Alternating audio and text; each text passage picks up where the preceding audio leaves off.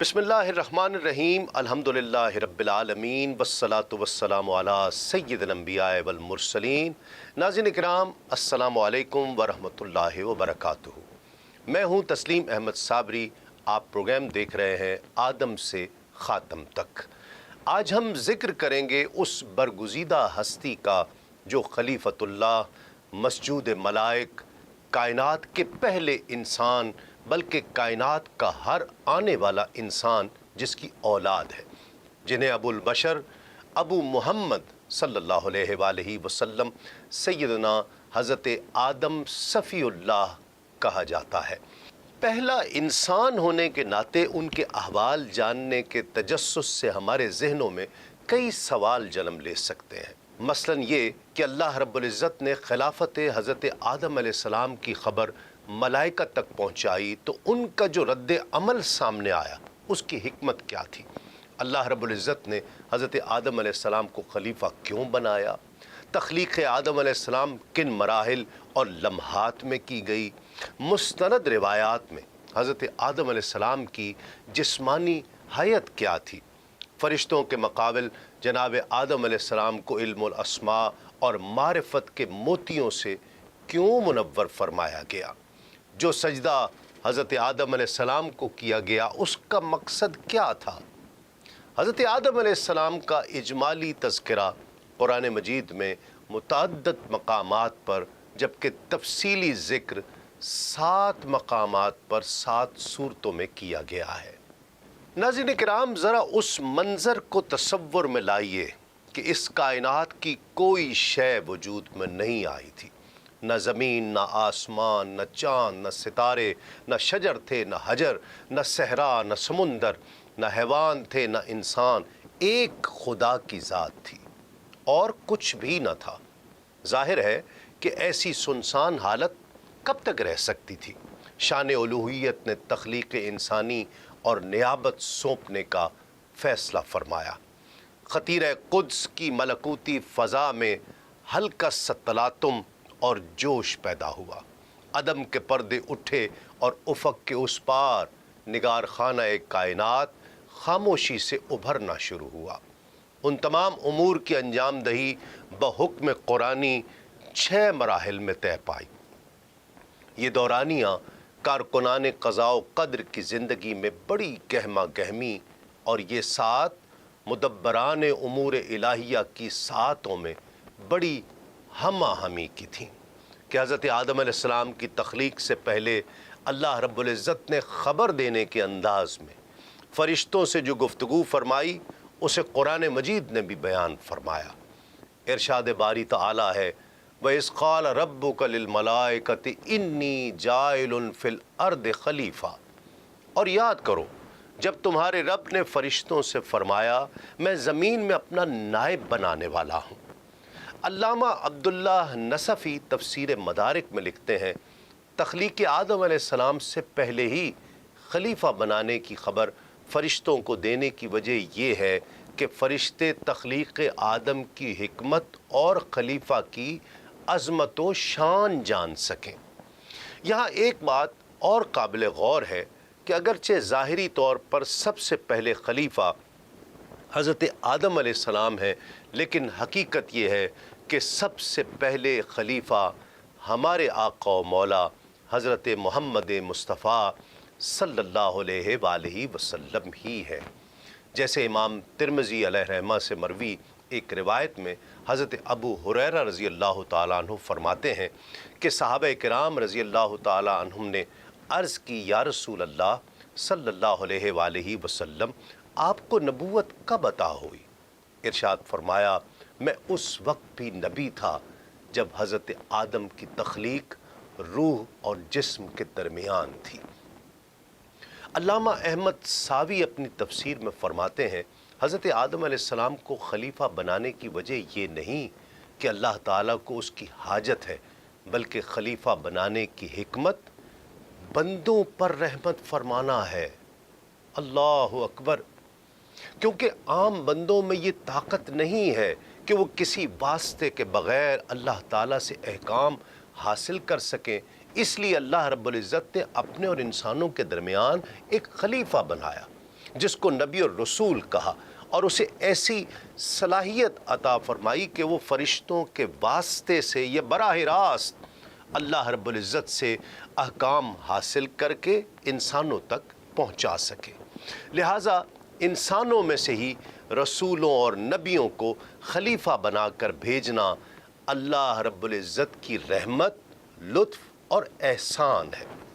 فرشتوں نے عرض کیا اتجعل فیہا من یفسد فیہا ویسفک الدماء ونحن نسبح بحمدک ونقدس لک،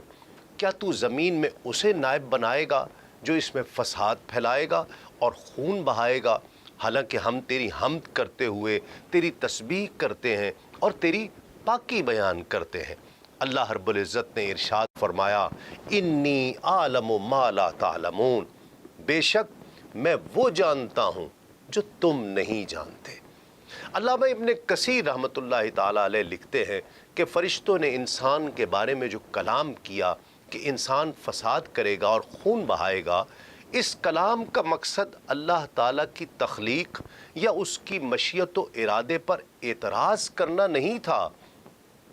اور نہ ہی انسان کے مقام و مرتبے کا انکار مقصود تھا، اور یوں ہی انسانوں سے حسد بھی ان کا منشا نہیں تھا، کیونکہ فرشتے تو معصوم ہیں اور ان سے اللہ رب العزت کے معاملات پر اعتراض یا کسی سے حسد کا تصور تک نہیں کیا جا سکتا۔ ان کی عرض اظہار تعجب اور خلیفہ بنانے کی حکمت معلوم کرنے کے لیے تھی۔ گویا انہوں نے یوں عرض کیا اے اللہ، انسانوں کی پیدائش میں کیا حکمت ہے، حالانکہ یہ لوگ زمین میں فساد کریں گے، خون بہائیں گے۔ اگر اس تخلیق کا مقصد یہ ہے کہ وہ تیری عبادت کریں تو اس کے لیے ہم موجود ہیں، جو دن رات کسی کوتاہی اور اکتاہٹ کے بغیر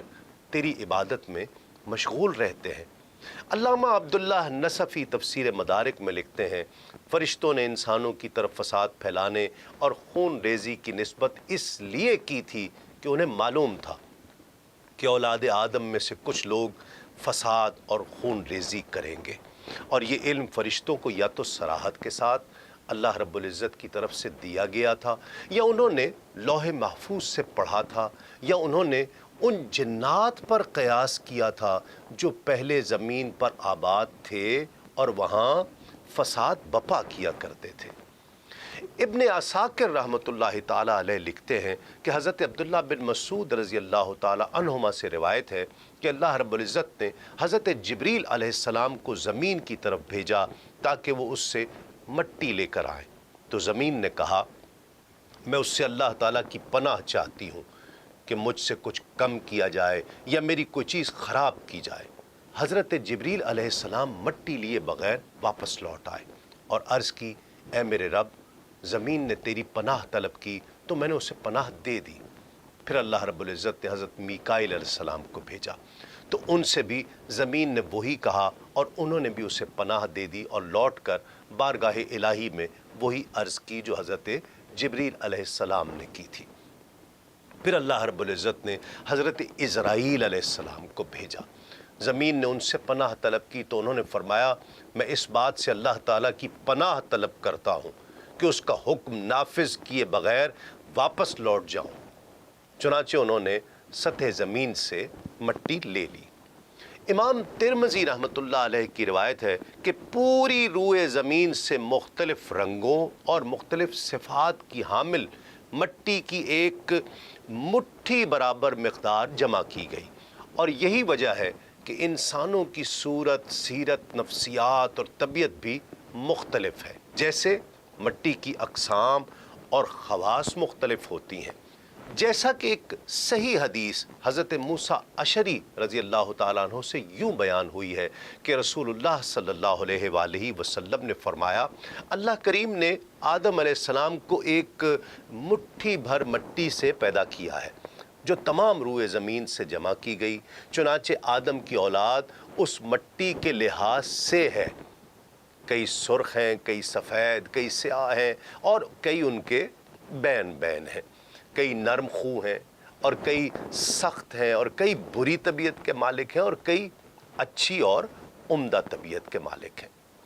تخلیق آدم کے مراحل قرآن مجید میں مختلف مقامات پر بیان کیے گئے ہیں، جیسا کہ سورہ غافر میں اللہ رب العزت نے ارشاد فرمایا هو الذی خلقکم من تراب، وہی ہے جس نے تمہیں مٹی سے پیدا فرمایا۔ سورۃ المومنون میں ارشاد ربانی ہے وَلَقَدْ خَلَقْنَا الْإِنسَانَ مِنْ سُلَالَةٍ مِنْ طِينٍ، اور بے شک ہم نے انسان کو چنی ہوئی مٹی سے بنایا۔ سورہ سجدہ میں اللہ رب العزت کا ارشاد پاک ہے الذی احسن کل شیء خلقہ وبدأ خلق الانسان من طین، جس نے جو چیز بنائی خوب بنائی اور انسان کی پیدائش کی ابتدا مٹی سے فرمائی۔ سورہ صافات میں فرمان باری تعالی ہے انا خلقناہم من طین لازب، بے شک ہم نے انہیں چپکنے والی مٹی سے بنایا۔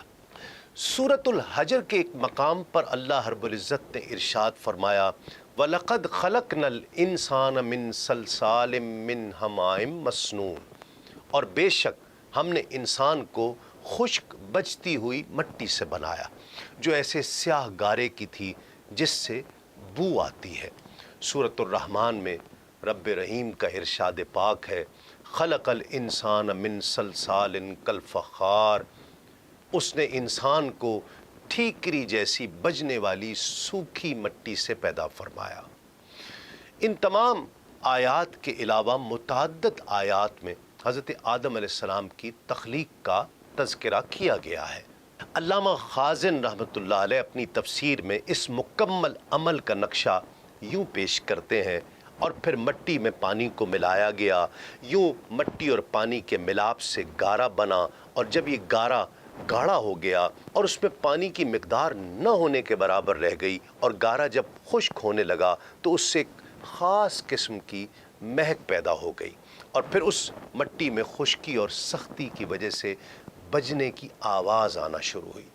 جب خمیر بشریت مختلف مراحل سے گزر کر پاک صاف ہو چکا اور اپنی جوہری حالت کو پہنچا تو اللہ رب العزت نے اس سے حضرت آدم علیہ السلام کی صورت میں پہلے انسان کی تخلیق فرمائی اور پھر اسے جنت کے دروازے پر رکھ دیا گیا،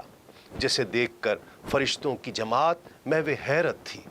کیونکہ انہوں نے ایسی شکل و صورت کی مخلوق پہلے کبھی نہیں دیکھی تھی۔ پھر اللہ رب العزت نے اس پتلے میں روح کو داخل ہونے کا حکم فرمایا۔ علامہ ملا علی قاری رحمۃ اللہ علیہ کی مشہور زمانہ تصنیف مرقات المفاتیح شرح مشکات المصابیح میں مذکور ہے کہ حضرت آدم علیہ السلام کو اس روئے زمین کی مٹھی بھر مٹی سے بنایا، مٹی کو گوند کر چھوڑ دیا یہاں تک کہ طین ہو گئی،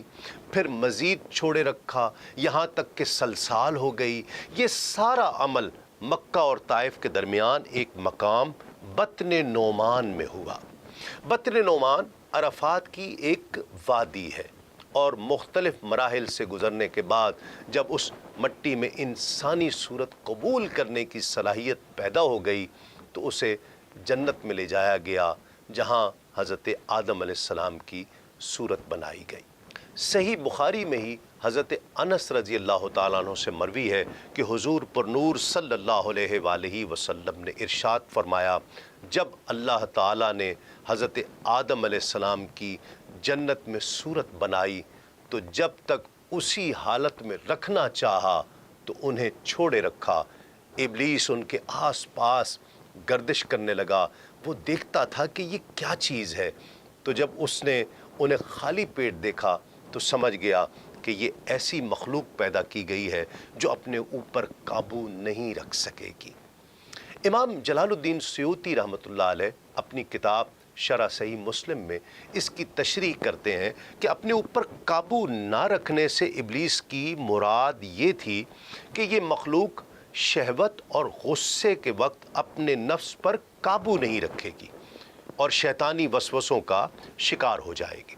مسلم شریف کی ایک روایت میں ہے اللہ تعالیٰ نے حضرت آدم علیہ السلام کو مخلوق کے آخر میں جمعہ کے دن عصر کے بعد دن کی آخری ساعت میں عصر سے لے کر رات تک کے درمیان پیدا فرمایا۔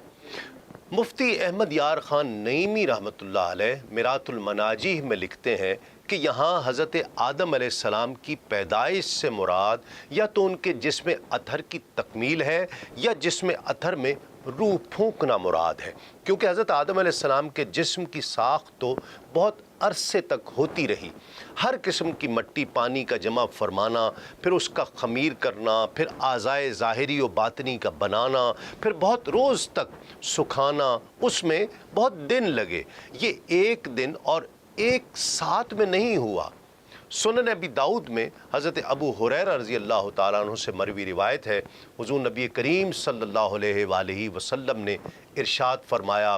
بہترین دن جس میں سورج نکلے وہ جمعہ کا دن ہے۔ اسی دن حضرت آدم علیہ السلام کو پیدا کیا گیا، جمعہ کے روز ہی انہیں جنت سے زمین پر اتارا گیا، جمعہ کے روز ہی ان کی توبہ قبول فرمائی گئی، جمعہ کے روز ہی ان کی وفات ہوئی اور جمعہ کے روز ہی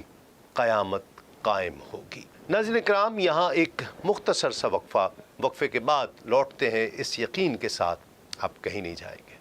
ناظرین کرام، خوش آمدید، آپ کا خیر مقدم ہے۔ حضرت آدم علیہ السلام کی تخلیق اور اس کے مراحل کا تذکرہ ہو رہا تھا اور جمعہ کے دن کی عظمتوں کا بھی تذکرہ ہوا۔ اللہ رب العزت نے حضرت آدم علیہ السلام کی تخلیق خاص اپنے دست قدرت سے فرمائی، جیسا کہ ابلیس کے سجدہ نہ کرنے پر اللہ رب العزت نے اس سے فرمایا، قال یا ابلیس ما منعک ان تسجد لما خلقت بیدی۔ اللہ تعالیٰ نے فرمایا، اے ابلیس، تجھے اسے سجدہ کرنے سے کس چیز نے روکا جسے میں نے اپنے ہاتھوں سے پیدا کیا۔ اللہ رب العزت نے ہی آپ علیہ السلام کی تخلیق کو پایہ تکمیل تک پہنچا کر اس جسم مبارک میں اپنی خاص اور معزز روح پھونکی، جیسا کہ فرشتوں کو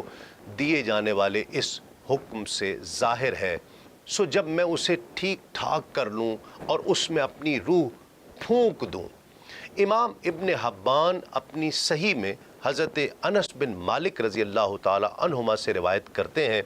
کہ رسول اکرم صلی اللہ علیہ وآلہ وسلم نے ارشاد فرمایا، جب اللہ تعالیٰ نے حضرت آدم علیہ السلام میں روح ڈالی اور روح ان کے سر تک پہنچی تو انہیں چھینک آ گئی۔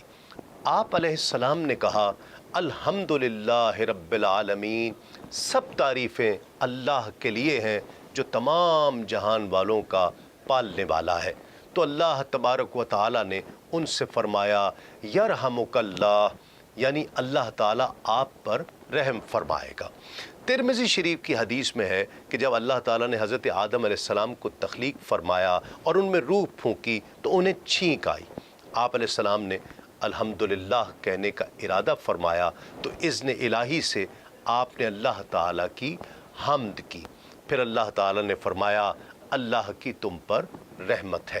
اے آدم فرشتوں کی اس جماعت کے پاس جاؤ اور کہو السلام علیکم۔ چنانچہ انہوں نے السلام علیکم کہا تو فرشتوں نے جواب دیا، علیک السلام ورحمۃ اللہ۔ پھر آپ علیہ السلام بارگاہ الہی میں لوٹے تو اللہ تعالیٰ نے ارشاد فرمایا، یہ تمہارا اور تمہاری اولاد کا آپس میں سلام ہے۔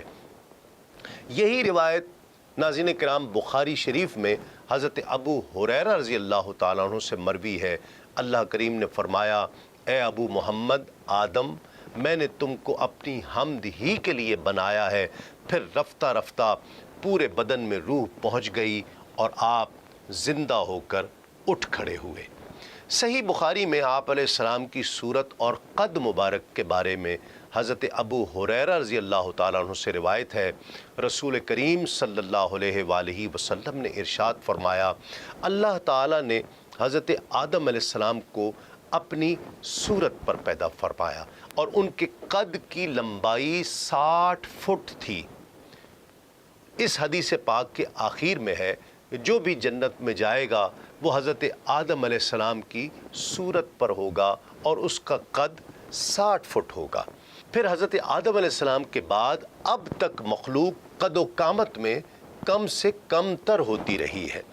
تخلیق کے بعد ایک موقع پر اللہ تعالیٰ نے حضرت آدم علیہ السلام کے سامنے تمام اشیاء پیش فرمائیں اور بطور الہام آپ علیہ السلام کو ان کے نام، کام، صفات، خصوصیات، بنیادی علوم اور صنعتیں سکھا دیں۔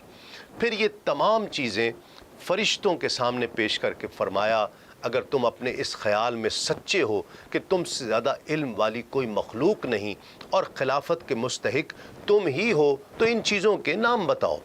کیونکہ خلیفہ کا کام اختیارات استعمال کرنا، کاموں کی تدبیر کرنا اور عدل و انصاف کرنا ہے، اور یہ اس کے بغیر ممکن نہیں کہ خلیفہ کو وہ تمام چیزیں معلوم ہوں جن پر اسے اختیار دیا گیا ہے اور جن کا اسے فیصلہ کرنا ہے۔ قرآن مجید میں اللہ رب العزت ارشاد فرماتا ہے وَعَلَّمَ آدَمَ الْأَسْمَاءَ كُلَّهَا ثُمَّ عَرَضَهُمْ عَلَى الْمَلَائِكَةِ فَقَالَ أَنبِئُونِي بِأَسْمَاءِ هَؤُلَاءِ إِن كُنتُمْ صَادِقِينَ۔ اور اللہ تعالیٰ نے آدم کو تمام اشیاء کے نام سکھا دیے، پھر ان سب اشیاء کو فرشتوں کے سامنے پیش کر کے فرمایا اگر تم سچے ہو تو ان کے نام تو بتاؤ۔ فرشتے اگرچہ صاحب علم و عرفان تھے، لیکن چونکہ اللہ تعالیٰ نے انہیں علم الاسماء عطا نہیں فرمایا تھا، اس لیے وہ اشیاء کے نام نہ بتا سکے، اور بارگاہ الہی میں اپنے عجز کا اعتراف کرتے ہوئے یوں عرض گزار ہوئے قالوا سبحانک لا علم لنا الا ما علمتنا انک انت العلیم الحکیم۔ انہوں نے عرض کیا اے اللہ تو پاک ہے، ہمیں تو صرف اتنا علم ہے جتنا تو نے ہمیں سکھا دیا، بے شک تو ہی علم والا، حکمت والا ہے۔ فرشتوں کے اعتراف عجز پر اللہ تعالیٰ نے حضرت آدم علیہ السلام سے فرمایا اے آدم تم فرشتوں کو ان چیزوں کے نام بتا دو۔ چنانچہ آپ علیہ السلام نے ہر چیز کے نام بتانے کے ساتھ ساتھ اس کی تخلیق کی حکمت بھی بیان فرمائی۔ اس کے بعد اللہ تعالیٰ نے فرشتوں سے فرمایا قال الم اقل لکم انی اعلم غیب السماوات والارض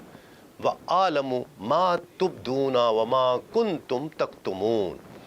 اللہ تعالیٰ نے فرمایا کیا میں نے تمہیں نہیں کہا تھا کہ میں آسمانوں اور زمین کی تمام چھپی چیزیں جانتا ہوں، اور میں جانتا ہوں جو کچھ تم ظاہر کرتے اور جو کچھ تم چھپاتے ہو۔ فرشتوں نے جو بات ظاہر کی وہ یہ تھی کہ انسان فساد انگیزی اور خون ریزی کرے گا، اور جو بات چھپائی یعنی دل میں سوچی تھی وہ یہ تھی کہ خلافت کے مستحق وہ خود ہیں، اور اللہ تعالیٰ ان سے زیادہ علم و فضل والی کوئی مخلوق پیدا نہیں فرمائے گا۔ اس آیت کی تفسیر میں قاضی بیضاوی علیہ رحمہ نے ایک اشکال اور اس کا جواب نقل فرمایا ہے کہ اللہ تعالیٰ نے حضرت آدم علیہ السلام کو اشیاء کے ناموں کا علم عطا فرمایا تو ہی آپ علیہ السلام نے ان کے نام بتائے، اگر وہ فرشتوں کو بھی علم عطا فرما دیتا تو وہ بھی ان کے نام بتا سکتے تھے۔ اس کا جواب یہ ہے کہ اللہ تعالیٰ نے حضرت آدم علیہ السلام کو خلافت کا منصب عطا کرنا تھا، اس لیے آپ علیہ السلام کو پہلے تمام اشیاء، ان کے ناموں اور ان کی کیفیات کا علم عطا فرمایا گیا، اور فرشتوں کو چونکہ منصب خلافت پر فائز کرنا مقصود ہی نہ تھا، اس لیے انہیں ہر چیز ان کے نام اور کیفیت کا علم عطا نہیں کیا گیا۔ علامہ احمد ساوی رحمۃ اللہ علیہ اس کی شرح میں فرماتے ہیں کہ حضرت آدم علیہ السلام کا علم ہمارے نبی صلی اللہ علیہ وآلہ وسلم کے علم سے ماخوذ ہے، کیونکہ رسول اللہ صلی اللہ علیہ وآلہ وسلم کو علوم کی اصل بلکہ ہر کمال کی اصل عطا کی گئی ہے، اور حضرت آدم علیہ السلام نے اپنے علوم کے ذریعے جو کہ علم مصطفیٰ صلی اللہ علیہ وآلہ وسلم کا ایک حصہ ہے، صرف فرشتوں کو عاجز کیا، جبکہ رسول اللہ صلی اللہ علیہ وآلہ وسلم نے اپنے علوم کے ذریعے ساری مخلوق کو عاجز کر دیا، اور یہی بات حق ہے۔ ناظرین، یہاں ایک مختصر سا وقفے کے بعد لوٹتے ہیں اس یقین کے ساتھ آپ کہیں نہیں جائیں گے۔ ناظرین، خوش آمدید، آپ کا خیر مقدم ہے۔ ایک بار پھر ذکر ہو رہا تھا حضرت آدم علیہ السلام کی خلافت کا اور علم الاسماء جو رب تعالیٰ نے عطا فرمایا اس کی اہمیت کا۔ چونکہ حضرت آدم علیہ السلام کی تخلیق کا مقصد دنیا کی آباد کاری اور خلافت تھا، اس لیے آپ کو تمام دنیاوی چیزوں کے علم سے اس طرح نوازا گیا کہ فرشتوں کے لیے بھی آپ کی برتری اور استحقاق خلافت کے اقرار کے علاوہ کوئی چارہ نہیں تھا۔ اور پھر رب کائنات نے ملائکہ کے سامنے پورے جاہ و جلال کے ساتھ حضرت آدم علیہ السلام کی تخلیق اور خلافت کا اعلان فرمایا۔ سورۃ الحجر اور سورۃ الصاد میں اللہ رب العزت کا ارشاد پاک ہے، فَإِذَا سَوَّيْتُهُ وَنَفَخْتُ فِيهِ مِن رُوحِي فَقَعُوا لَهُ سَاجِدِينَ، پھر جب میں اسے ٹھیک بنا لوں اور اس میں اپنی روح پھونک دوں تو تم اس کے آگے سجدے میں گر پڑنا۔ فسجد الملائکۃ کلہم اجمعون الا ابلیس استکبر وکان من الکافرین، سب کے سب فرشتے سجدے میں گر گئے مگر ابلیس نے تکبر کیا اور وہ کافروں میں سے ہو گیا۔ فرشتوں نے جو سجدہ کیا اس سے متعلق بعض علماء فرماتے ہیں یہ سجدہ اللہ تعالیٰ کے لیے تھا، اور حضرت آدم علیہ السلام کے اعزاز کی وجہ سے منہ ان کی طرف تھا، جیسے کعبہ کی طرف منہ کر کے سجدہ کرنے میں ہے کہ سجدہ اللہ تعالیٰ کے لیے کیا جاتا ہے اور منہ کعبہ شریف کی طرف ہوتا ہے، جبکہ بعض علماء کا کہنا ہے کہ یہ سجدہ تعظیم و تکریم کے طور پر حضرت آدم علیہ السلام کو ہی تھا۔ علامہ اسماعیل حقی رحمۃ اللہ تعالی علیہ نے اس کے بارے میں بڑی پیاری بات کہی ہے کہ یہ سجدہ در حقیقت اس نور کی تعظیم کے لیے تھا جو حضرت آدم علیہ السلام کی مبارک پیشانی میں چمک رہا تھا، اور وہ نور سید المرسلین صلی اللہ علیہ وآلہ وسلم کا تھا۔ ناظرین کرام، اس صورتحال کو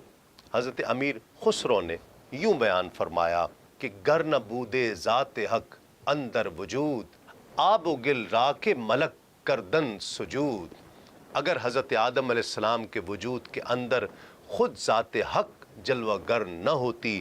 تو فرشتوں کو صرف مٹی اور پانی کے ڈھانچے کے سامنے سجدہ کرنے کی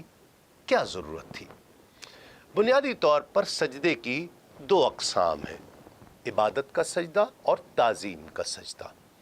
عبادت کا سجدہ کسی کو معبود سمجھ کر کیا جاتا ہے اور یہ صرف اللہ تعالیٰ کے لیے خاص ہے،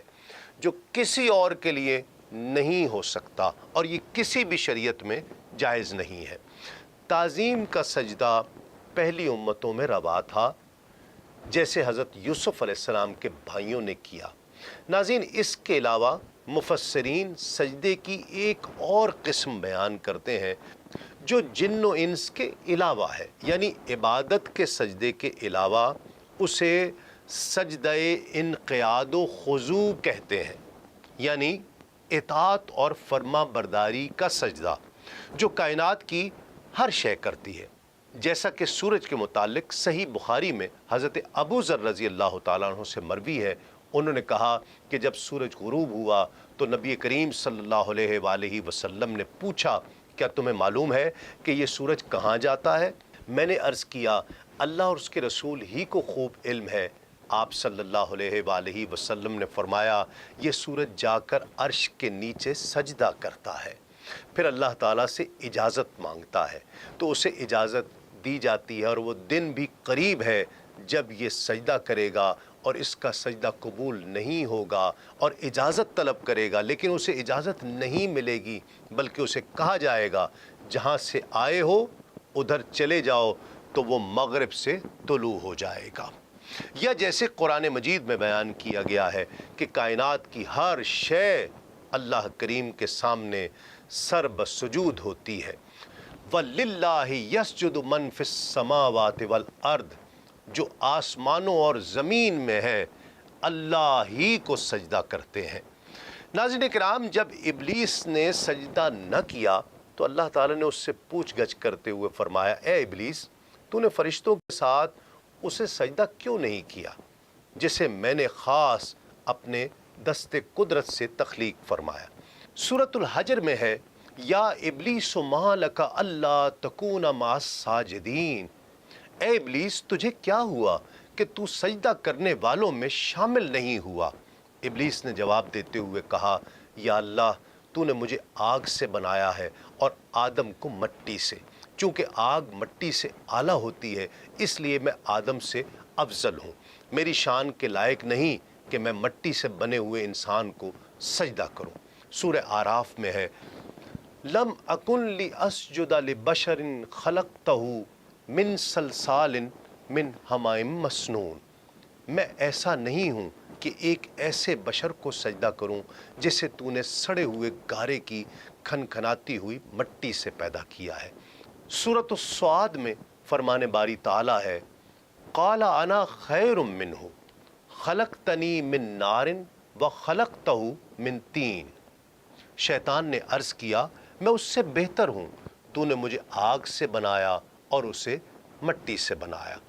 ابلیس کا خود کو افضل سمجھنا غلط تھا، کیونکہ افضل وہ ہے جسے مالک و مولا فضیلت دے۔ اللہ کی بارگاہ میں فضیلت کا مدار اصل اور جوہر پر نہیں بلکہ مالک کی اطاعت و فرما برداری پر ہے، اور آگ کا مٹی سے برتر ہونا بھی صحیح نہیں۔ علامہ ابن کثیر رحمۃ اللہ علیہ مٹی سے انسان کی پیدائش پر لکھتے ہیں کہ مٹی کے اوصاف میں نرم ہونا،